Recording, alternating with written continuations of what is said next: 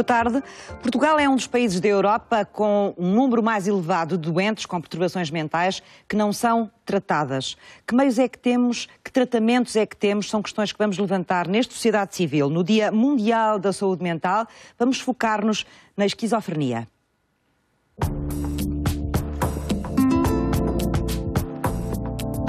Não há como desligar os males do corpo dos males do espírito. Apesar do estigma e do desconhecimento que envolvem as doenças mentais, o certo é que elas existem. Podem não matar, mas moem. E muito. Um sofrimento silencioso e que nem sempre encontra o diagnóstico e o tratamento atempados. Neste Dia Mundial da Saúde Mental, o Sociedade Civil debruça-se sobre uma das doenças mais graves e incapacitantes nesta matéria, a esquizofrenia. Mais à frente, no espaço habitualmente dedicado a histórias de empreendedorismo, vamos conhecer o projeto Pharma Inove. E na agenda do Sociedade Civil vamos saber o que nos reserva o SQL Saturday. Fique connosco e acompanhe a conversa, porque este programa também é seu. Para percebermos como a questão e o problema da saúde mental é importante e deve ser visto com atenção, uma em cada 4 pessoas já teve ou tem um problema de saúde mental.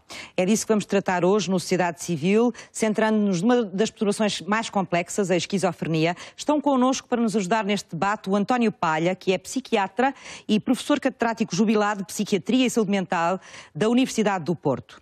Também Filipa Palha, fundadora e presidente da Encontrar-se, a Associação para a Promoção da Saúde Mental. Vânia Sousa Lima, professora da Faculdade de Educação e Psicologia da Universidade Católica Portuguesa. E Ruth Barbosa, irmã de um paciente com psicose, com esquizofrenia. Vamos saber quais são os dados em relação à saúde mental e, sobretudo, em relação à esquizofrenia em Portugal.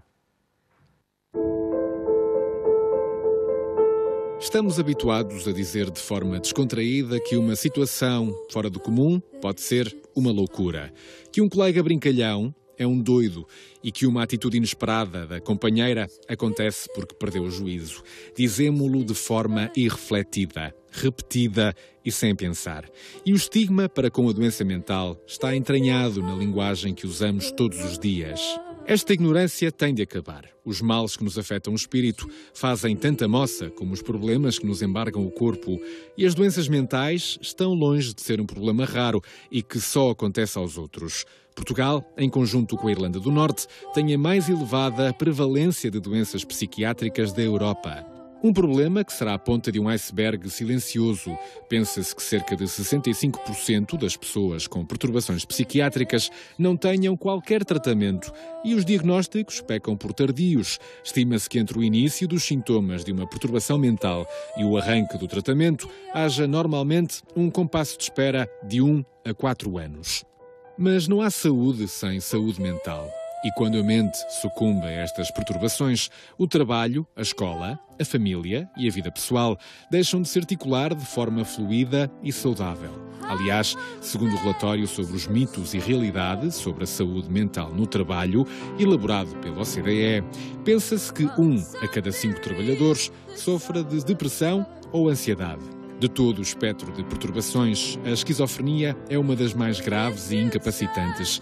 Estes doentes vivem enredados no mundo povoado por transtornos psicóticos, confundem a fantasia com a realidade, sofrendo transtornos de personalidade que resultam muitas vezes no isolamento social, numa vida inadaptada e no afastamento das famílias. Em Portugal existirão cerca de 100 mil doentes esquizofrénicos, cerca de 1% da população nacional. Números que batem certo com a prevalência da doença no mundo, não escolhendo sexos, raças nem classes sociais. Numa Europa focada no horizonte de 2020, onde se impõe o crescimento inteligente, sustentável e inclusivo, a discussão em torno do diagnóstico precoce, do tratamento e de um olhar sério sobre estas doenças é uma obrigação incontornável para todos nós. É uma questão de saúde pública, para que nenhum europeu se perca pelos truques que a nossa mente nos pode reservar. Vamos então hoje tentar perceber melhor um pouco o que é isto, o que é a esquizofrenia, como é que afeta as pessoas e como é que afeta também as famílias destes doentes. Muito obrigada aos meus 4 convidados desta tarde. António Palha, bem-vindo. O que é a esquizofrenia? Muito boa tarde, cumprimento, é um prazer estar aqui e poder falar sobre uma doença tão grave e tão importante para a saúde mental dos portugueses e, enfim, das populações do mundo. A esquizofrenia é a psicose mais importante que nós encontramos na clínica. A psicose é a perturbação mental que ocorre com perda de juízo. O juízo é que nos permite orientar-nos em cada momento, sabendo o que é justo e injusto, o que é verdadeiro, o que é falso, termos as nossas percepções perfeitamente, digamos, normalizadas, e daí que o esquizofrénico, com essa perturbação de base, que é a perturbação do juízo, da psicose, pode começar a ter uma série de sintomas que aparecem de uma forma ou de outra, nomeadamente alterações do pensamento, aparecimento de ideias delirantes, convicções erradas, etc., para além de haver, a nível afetivo, um progressivo distanciamento em relação às pessoas, uma progressiva anestesia dos seus afetos e chegando depois a um isolamento que é altamente, enfim, pernicioso para si e para a sua... E antissocial, que o isola socialmente, não é? Geralmente há isolamento. Mas isto é o quadro típico, tipo 1, mas há uma variedade muito grande de esquizofrenias, porque a esquizofrenia foi o agrupamento de um conjunto de doenças, o nome vem de 1915, não tenho a certeza, 15, 14, 18, quando, digamos, um psiquiatra suíço cunhou a doença como esquizofrenia. Chamava-se anteriormente demência precoce. E essa demência precoce associava 4 quadros graves que na época eram descritos e que nós também vemos na clínica, chamadas epifrenias, catatonias, uma série de quadros que fazem parte da esquizofrenia. Portanto, a esquizofrenia, conforme eu descrevi, é, digamos, uma descrição muito básica, não é? Mas isto tudo tem mais variações de natureza clínica. Mas é a única doença em que há perda de juízo? Não é a única doença. A perda de juízo pode aparecer em muitas circunstâncias. Mesmo a pessoa pode estar intoxicada, beber uns copos e fazer não sei o quê. Naquele momento pode passar uns momentos em que perdeu o juízo, em que faz as neiras e não é responsável. Portanto, a perda de juízo é uma circunstância que pode ser. Agora, isto é uma perda permanente de juízo por um processo mental complexo em que os aspectos da natureza biológica são muito importantes e que é recuperável. Podemos perder o juízo por outras razões. Nas depressões graves pode-se perder o juízo. Numa depressão muito grave, a pessoa pode perder o juízo e achar que a vida não vale a pena, que apesar de estar muito bem na vida, objetivamente, não compreende isso e até se mata, enfim, até se suicida de uma forma errada, porque não há digamos, o que ele pensa não corresponde àquilo que se passa na realidade. E outras situações tóxicas, pode-se perder o juízo. Agora, a esquizofrenia é uma forma muito particular e, sobretudo, porque é uma doença que, epidemiologicamente, aparece sobretudo na adolescência. Pode aparecer mais tarde, mas a adolescência é o momento exato em que se dão alguns processos de maturação cerebral e aí eclode a doença aos 14, aos 15, aos 16, enfim. E isso é que é importante dizer, é importante fazer o diagnóstico precoce, porque se o diagnóstico for feito e o tratamento for precoce, o prognóstico é totalmente diferente. Isso é que é importante salientar hoje. Filipe Palha, este diagnóstico precoce é fácil de fazer? É complicado a maior parte das vezes? Bom, o diagnóstico será fácil de fazer se nós tivéssemos os recursos das pessoas que o sabem fazer ao serviço das pessoas.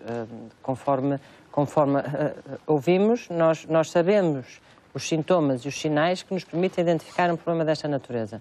Aquilo que nos falta, talvez, é conseguir que as pessoas cheguem aos serviços que podem fazer o diagnóstico e ter a ajuda de que necessitam para conseguir... Em tempo útil. Em tempo útil, uma chamada intervenção precoce, não é? Nós precisamos de pôr ao serviço das pessoas uma intervenção precoce e que não deixe as famílias, normalmente são as primeiras pessoas que vão acionar o pedido de ajuda, mais do que a pessoa, porque a pessoa lá está, como acabamos de ouvir, ao perder o juízo, a sua consciência, também não tem consciência de que está doente. Claro. Se calhar acha mesmo que estão alguém a persegui-lo e, portanto, continua no seu processo de realidade muito própria e, obviamente, que essa realidade muito própria não passa pela consciência de estar doente. E quem pode e quem faz, nesta altura, essa intervenção precoce?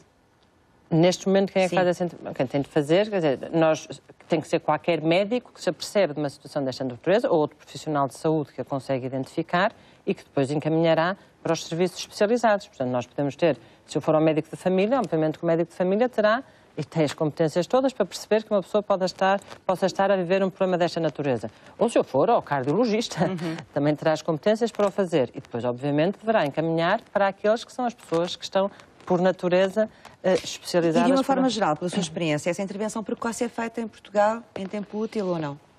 Lamentavelmente, aquilo que nós ouvimos das pessoas é que nem sempre isso acontece. Portanto, a maior parte dos processos são sempre um bocadinho mais dolorosos e demoram mais tempo.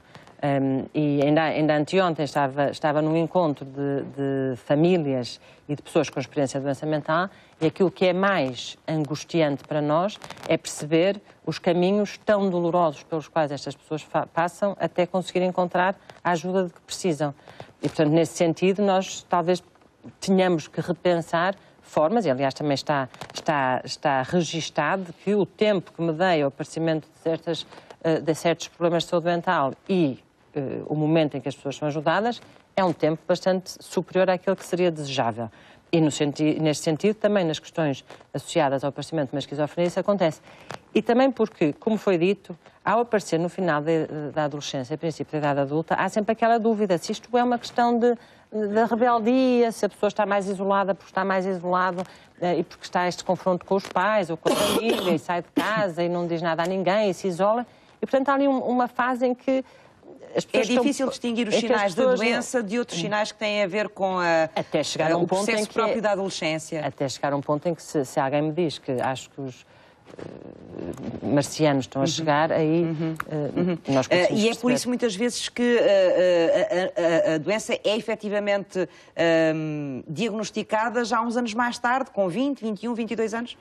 Quer dizer, se a gravidade da doença for tal que a pessoa chega a um ponto em que esteja completamente depende do caso, não é? Cada caso é um caso, como o António dizia. Exatamente. António, você queria acrescentar alguma coisa? Só acrescentar que não é só os médicos que têm que ter esse cuidado do diagnóstico precoce. Claro.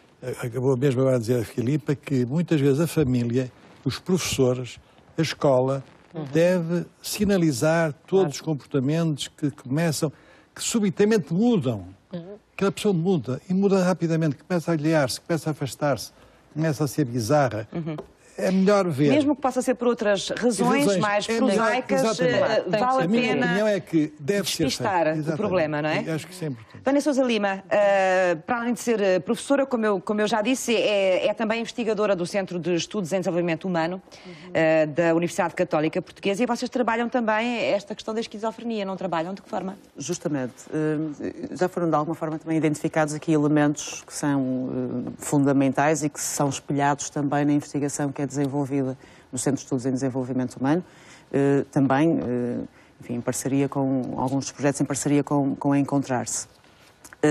E existem aqui elementos que se prendem exatamente com este tempo que medeia o início da sintomatologia e a efetiva intervenção, e que também têm a ver com a dificuldade ou a potencial dificuldade de identificação por parte justamente das famílias e dos profissionais de saúde de detectar estes sinais, estes sintomas e de os destrinçar daqueles que são, enfim, daquelas que são experiências desenvolvimentais tipificadas, digamos.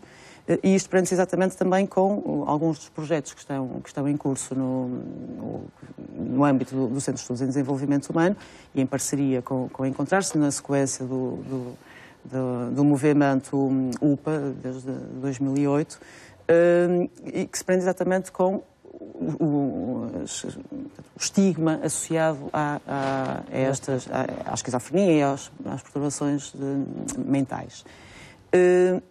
E sabemos claramente que aquele que é o conhecimento que as pessoas têm sobre a doença, e o conhecimento aqui envolve claramente também o conhecimentos e atitudes, não é? Portanto, aquilo que cada um quer dos profissionais, quer também dos familiares e, portanto, do público em geral, tem sobre a perturbação, medeia exatamente ou faz mediar este tempo, não é? Ou seja, existem aqui fatores que potenciam ou que tornam mais difícil este acesso destes indivíduos ao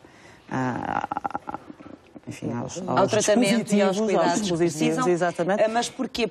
Que não tem a ver só com o tempo de diagnóstico, é isso? Tem a ver com outros fatores também? Tem a ver exatamente com aquilo que é designado como literacia para a saúde mental, não é? Portanto, e aqui, ou seja, qual é o conhecimento que as pessoas têm sobre a doença, seja em relação aos próprios, seja terceiros, e também aqui associada à dimensão do estigma, precisamente, que as pessoas... Que estigma é esse? A saúde mental, a doença mental, de uma forma geral, é mal encarada pela sociedade, é mal recebida, mal interpretada? Justo. Portanto, é sobretudo, essencialmente, desconhecida, não é? Portanto, aquilo que é desconhecido, tipicamente, são gerados preconceitos em torno de, não é? Portanto, alguns dos projetos que estão a ser desenvolvidos no âmbito do Centro de Estudos prendem-se exatamente com esta dimensão do conhecimento sobre o que é a saúde mental, ok? E aqui projetos em escolas, portanto, abrir espaço à saúde mental, na sequência de projetos anteriores, com estudantes, permite, de alguma forma, minimizar o desconhecimento e, portanto, tornar estes alunos mais capazes de, por um lado, reconhecer em si próprios e em terceiros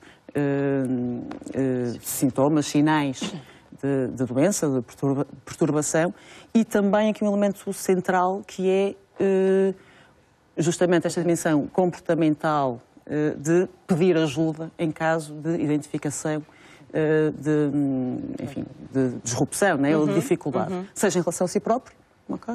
Seja em relação a terceiros. Né? Ruth Barbosa, tenho um irmão com esquizofrenia, contactou com a doença, com esta doença, penso que há cerca de 2 anos. O que é que sabia sobre ela antes disso? Nada. Nada mesmo? Nada. Já tinha ouvido falar em esquizofrenia, mas... vagamente, foi um tema que nunca... Não conseguia sequer definir o que é que era como doença? Não.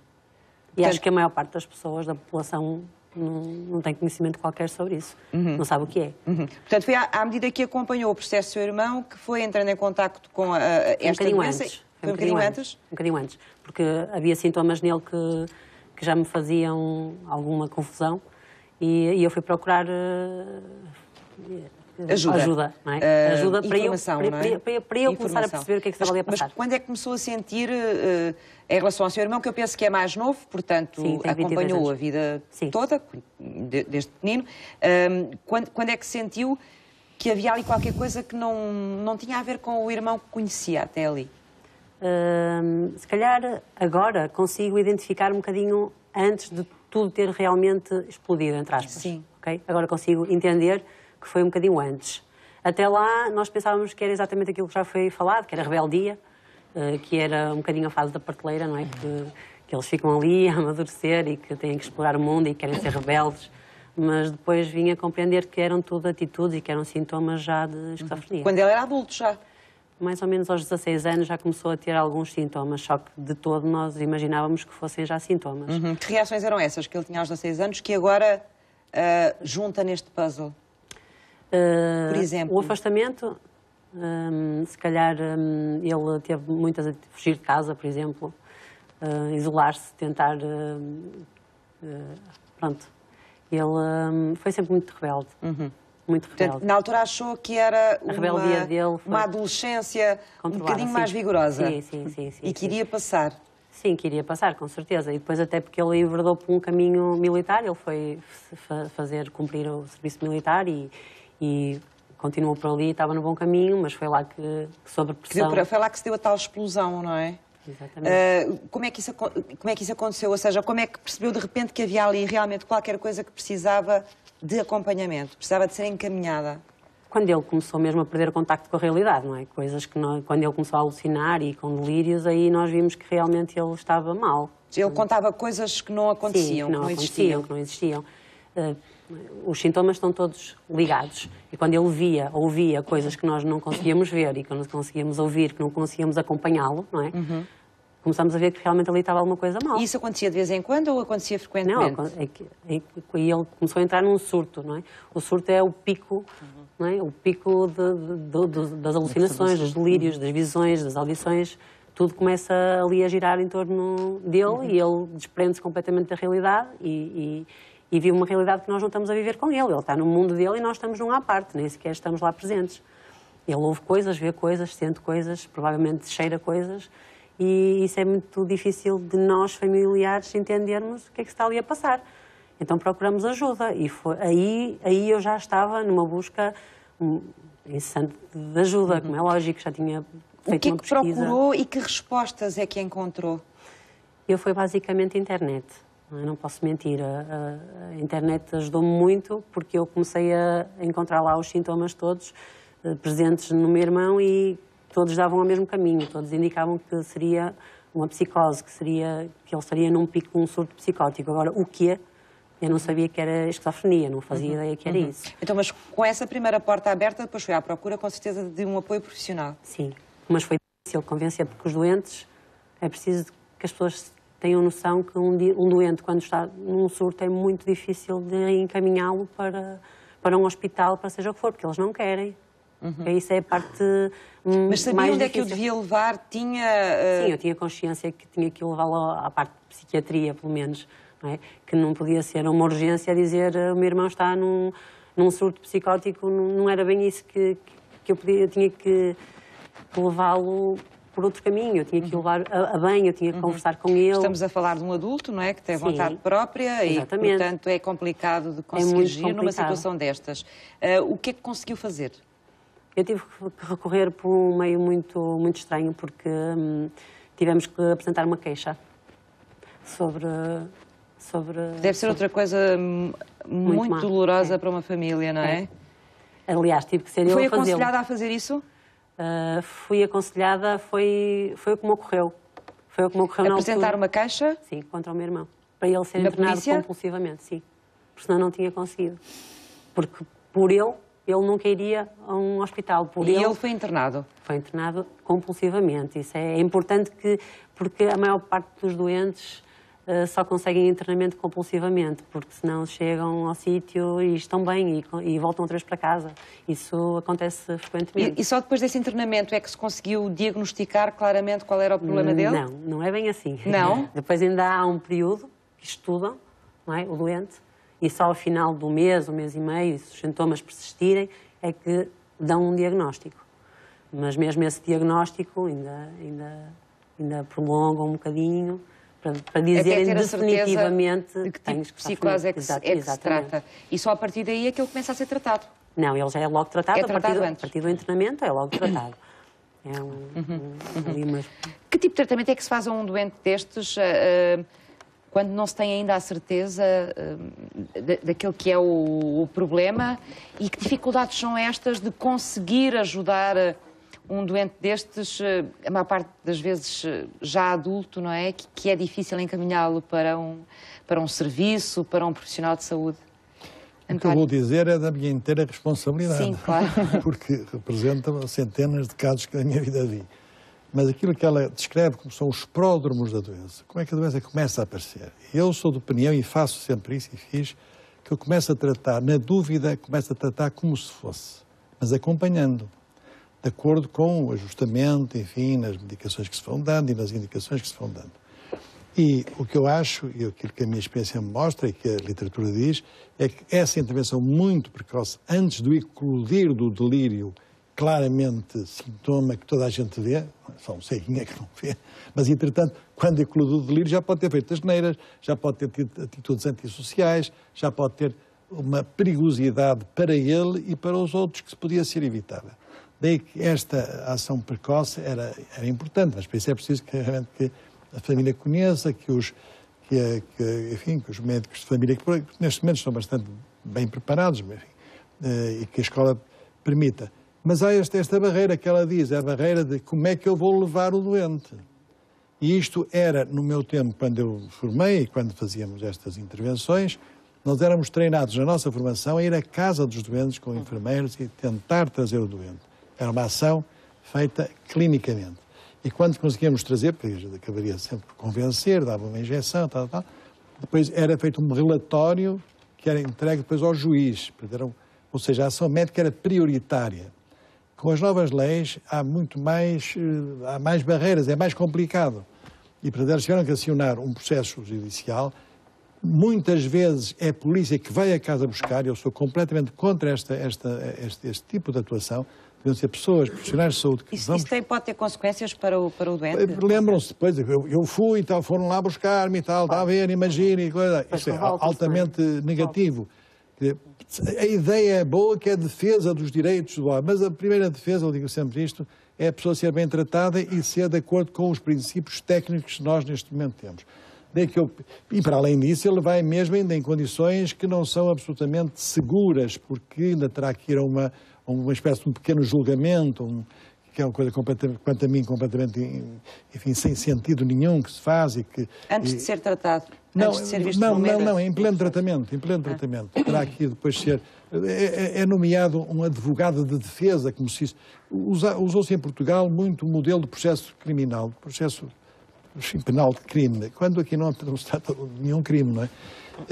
E eu acho que é uma das... Portanto, nesse aspecto regredimos um pouco aqui diz que avançamos porque estamos a defender os doentes, estamos a defender, enfim, digamos, os direitos humanos. Mas quando eu digo sempre, primeiro, direito humano é tratar bem. E em Portugal sempre tratamos a menos e nunca a mais. Nunca tivemos nem médicos a mais, nem psicólogos a mais, clínicos, nem tudo a mais. Tivemos sempre a menos. Portanto, é como a história dos hospitais.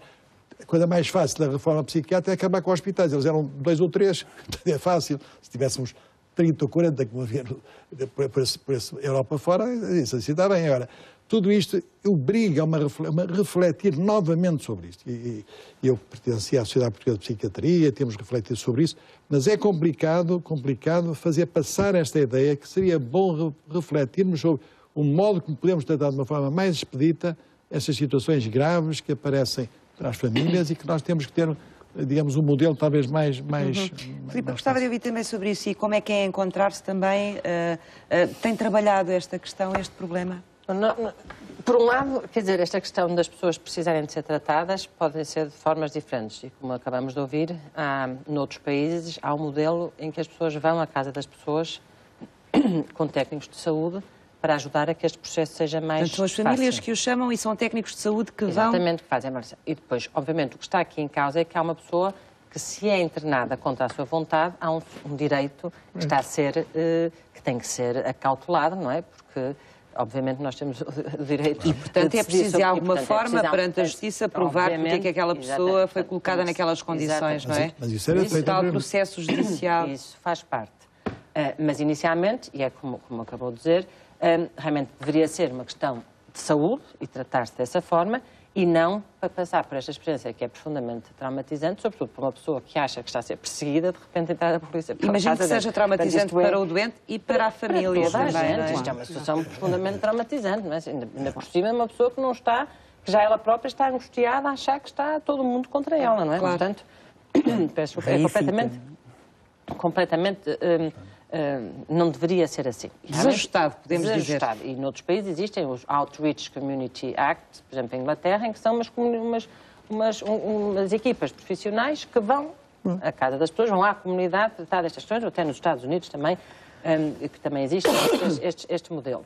E, portanto, isto devia ser repensado para que depois as pessoas pudessem ter um processo mais facilitado. Porque há pessoas que nunca mais se esquecem deste episódio da vida delas e era desnecessário. E muitas vezes é contraproducente porque cria uma aversão, não é, ao tratamento, como se todos nós fôssemos parte de um complô que tem esta forma absolutamente surreal de tratar e de cuidar das pessoas.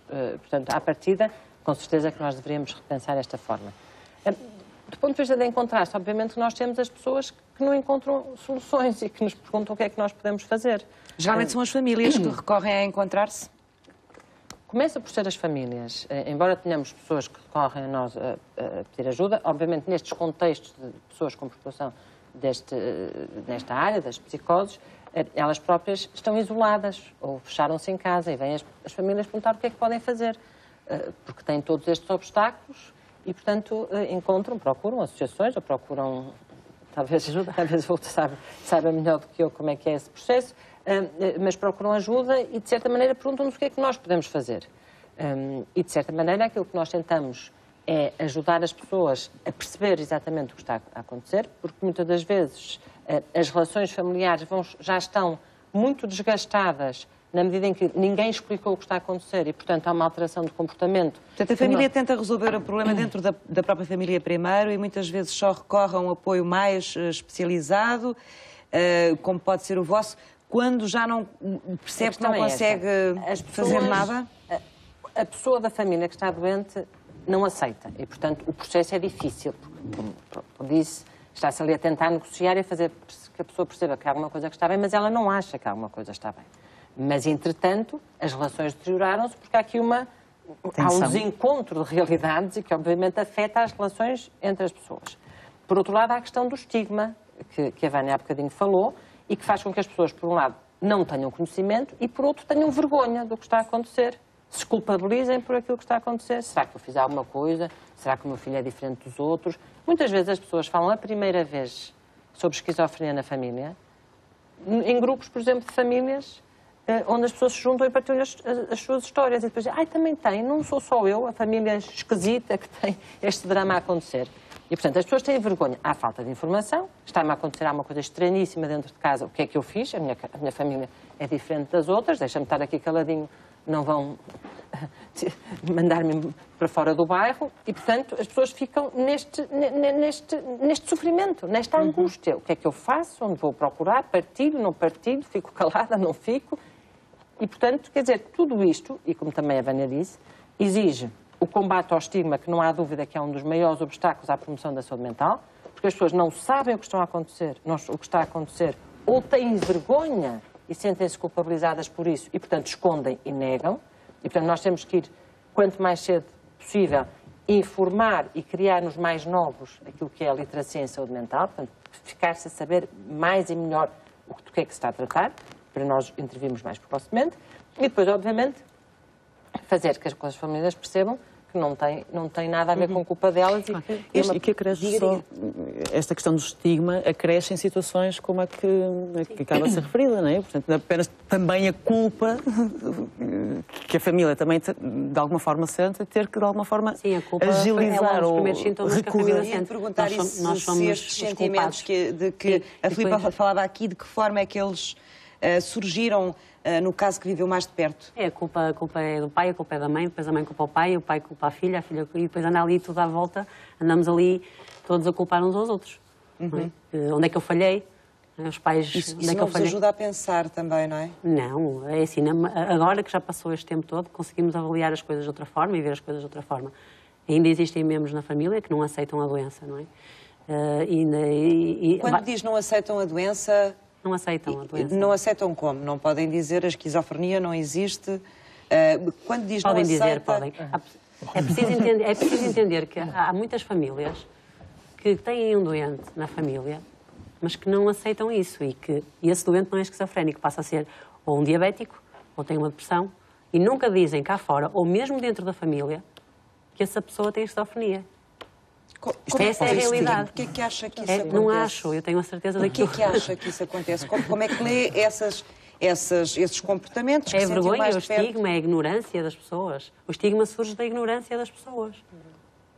Porque nem toda a gente quer vir a um programa e dizer eu tenho uma pessoa doente na família. Nem toda a gente está preparada para isso. É um bocadinho por aí. E as pessoas tentam pôr ali à volta, é uma depressão ou é diabético, conheço imensas pessoas que têm um doente mental na família e que dizem que a pessoa é diabética, por exemplo. Ou que dizem que a pessoa tem uma depressão profunda há imenso tempo. Que é preferível do que assumir... Que tem uma esquizofrenia. Algo próximo da loucura. A loucura é socialmente muito penalizadora, é isso? Claro. Ou penaliza as pessoas, é isso? Diabetes é claramente preferencial, desse ponto de vista, é um problema de saúde mental. Isto porque é uma pessoa a propósito do estigma, né? Respondendo. Porquê que os problemas, as doenças mentais têm esse essa carga tão forte? Então foram queimadas nas fogueiras tantas pessoas, não é? Se vamos ao século XX. A história da Inquisição Tem a ver com tudo o que nós temos para trás em termos de história e de carga cultural, é isso? o diabo, a diabologia. Exatamente. Se mantém de alguma forma. Mantém-se um bocadinho. O que é que se fazia antigamente? O meu pai era psiquiatra, em Braga, nos anos 30, e contava-me histórias interessantíssimas, muitas situações. O padre dizia: doutor, já fiz o que podia, não há nada a fazer, é consigo. Ou o bruxo. Exatamente. Ou eram umas passagens, enfim, uma sessão de sugestão, ou era o diabo também por sugestão, não sendo era uma doença. Daí que isso existe essa ideia Até das porque a forças própria doença está sobrenaturais. muito ligada com o diabo, com Deus, e eles têm muito essa ligação, falam muito, não é só dos marcianos e do mundo que vai acabar, eles E por outro lado, no meio médico religião. também, como sabe, nos anos 60, o movimento antipsiquiatria baseou-se nisso, baseou-se na negação da própria esquizofrenia. A esquizofrenia é algo que foi inventado pelos médicos, ou pela situação políticas, ou pelo capitalismo liberal, ou pelo comunismo, enfim. A sociedade está mal. Vocês é que andam a inventar essa história da esquizofrenia. E há textos que serviram, aliás, como quase bíblias para muitos movimentos que destruíram hospitais de uma forma estúpida, sem regra nenhuma, destruíram muitas estruturas. A Itália foi famoso, essa dada alta num dia a todos os doentes no hospital. Foi um gesto revolucionário, libertador. Isto é completamente estúpido isto, mas foi feito e é considerado fantástico. Ora, isto é que é preciso também dizer, não, ninguém é contra os excessos que pode ter havido na psiquiatria como é na medicina. Há excessos, sempre houve excessos, também na igreja também houve excessos.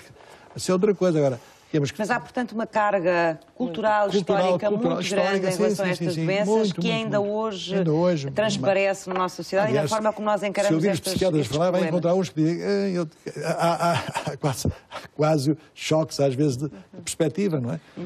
E que salta também. Nós vamos ter que ver a próxima reportagem, e a próxima reportagem é precisamente sobre a Encontrar-se. Vamos saber um pouco melhor como é que ela funciona, mas eu gostava, Filipe Palha, que nos desse um pouco o enquadramento desta associação, como é que ela nasce, e qual é, digamos assim, o trabalho principal dela. E depois vamos ver mais em pormenor, já na reportagem, como é que ela funciona. Bom, a Encontrar-se foi fundada há 8 anos, faz hoje 8 anos de existência, e foi fundada precisamente... Faz hoje, no Dia Mundial da Saúde Mental, parabéns. faz 8 anos, obrigada. E foi fundada exatamente para tentar criar na comunidade respostas a todas estas questões que as famílias e as pessoas com experiência de doença mental se confrontam. Portanto, aquilo que nós procurávamos era tentar criar, e criamos, um centro de atendimento integrado que disponibilizasse serviços personalizados que pudessem responder a todas as áreas que nós sabemos que podem estar afetadas quando uma pessoa passa pela experiência de uma doença mental e de uma doença mental grave que tenha implicações no seu funcionamento.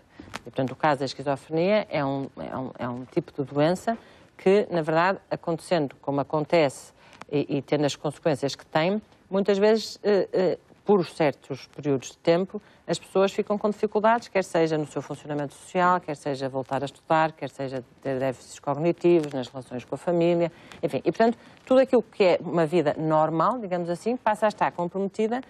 E, portanto, aquilo que nós temos, e existe, estão a ser estudados e validados, e por esse mundo fora há experiências extraordinárias, portanto, temos anos de literatura, anos de ciência e anos de evidência para nós podermos disponibilizar um conjunto de respostas que faz com que as pessoas com um problema desta natureza possam ter uma vida normal.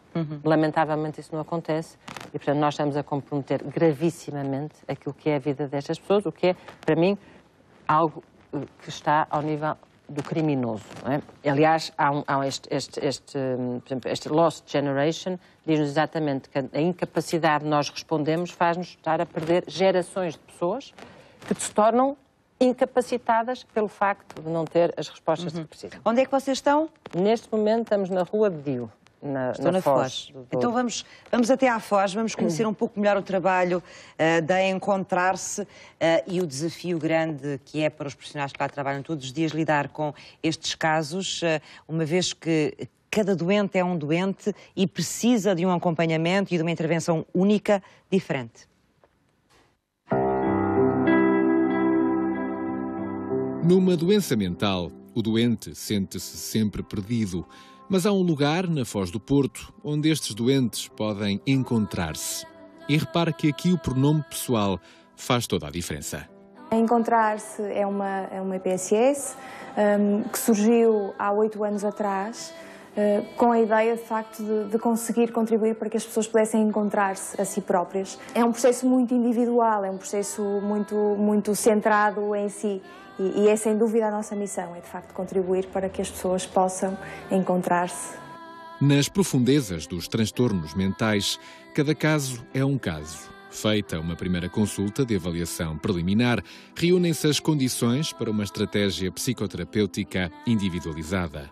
Não há uma intervenção formatada ou pré-formatada em saúde mental. Como disse, cada pessoa é uma pessoa e, portanto, cada situação é uma situação. Independentemente do diagnóstico até poder ser o mesmo, a intervenção que vai ser realizada vai depender sempre da pessoa.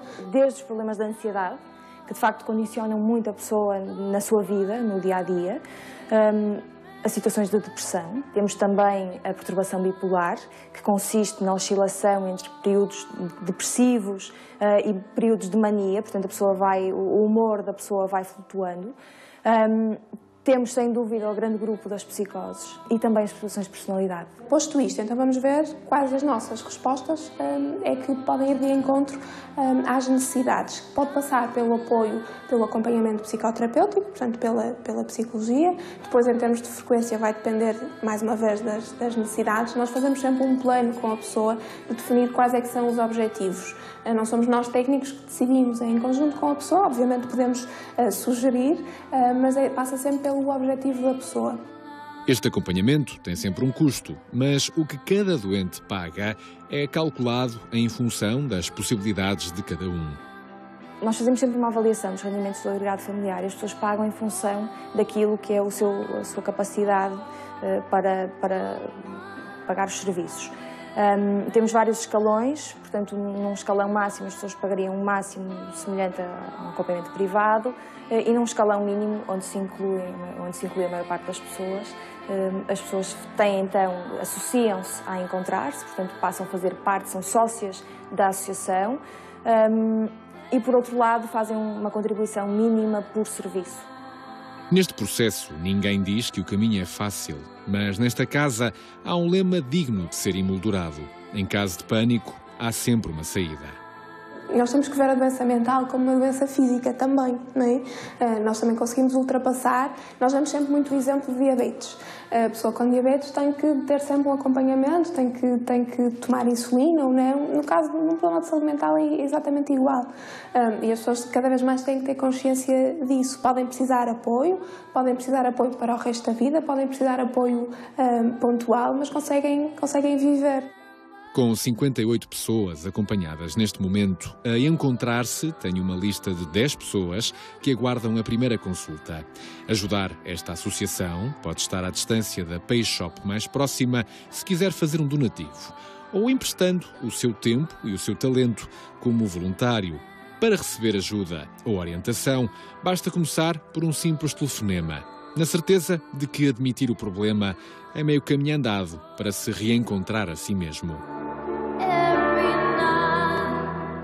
Provavelmente por não encontrarmos as respostas certas, como dizia a Filipe, ou dar as melhores respostas a estas pessoas, estamos a perder uma geração, ou perdemos já gerações, com certeza. Como é que vocês, Vânia, têm tentado trabalhar este problema e que ferramentas é que estão a passar socialmente ou para a sociedade, de forma a que nós todos possamos encarar este tipo de situações de outra forma e ter outro tipo de resposta, na prática? De acordo. Portanto, a prática, e essa questão é muito importante porque liga a prática, do ponto de vista da atuação, da intervenção, quer com estas pessoas, quer com as suas famílias, e, obviamente, a investigação. Não é? Para eu agir melhor, tenho que conhecer melhor. E, na prática, aquilo que efetivamente, ou um dos projetos que está a ser desenvolvido ao nível da investigação, mas que ilumina a prática, prende-se, que é um projeto internacional de avaliação da qualidade de bateria de avaliação neuropsicológica e que viabiliza exatamente compreender se as intervenções que estão a ser realizadas junto destas pessoas, do ponto de vista, enfim, psicoterapêutico e farmacológico também, e desta conjugação, se estão a ser efetivamente... São as adequadas? Exatamente. Ou se haveria outras respostas que podiam ser postas em prática que pudessem melhorar esse resultado? Exatamente. É isso? Foi dito na peça pela Carmina Rei, portanto, psicóloga da Encontrar-se e formada também pela Faculdade de Educação e Psicologia, que a intervenção deve ser uma intervenção individualizada, portanto, deve ser focada nas características e nos problemas das pessoas, não é? Portanto, e isto é indubitável. Tem, porém, de ser monitorizado, não é? Portanto, a lógica da intervenção alfaiate é portanto, ajustada às especificidades das pessoas, é crucial. A forma de sabermos se a intervenção está a ser efetivamente adequada e implica que seja monitorizada. Não é? E, portanto, nesta lógica de monitorização da intervenção... Na prática, há que ter um trabalho crítico um pouco mais distanciado também em relação às intervenções que são feitas junto destes doentes, não é? Pelos técnicos, para perceber até que ponto é que estas práticas podem ser melhoradas, não é? E pode ser obtido mais sucesso sempre, não é? É sempre melhorar na prática o tratamento. Exatamente. É esse o objetivo do vosso trabalho e da vossa investigação.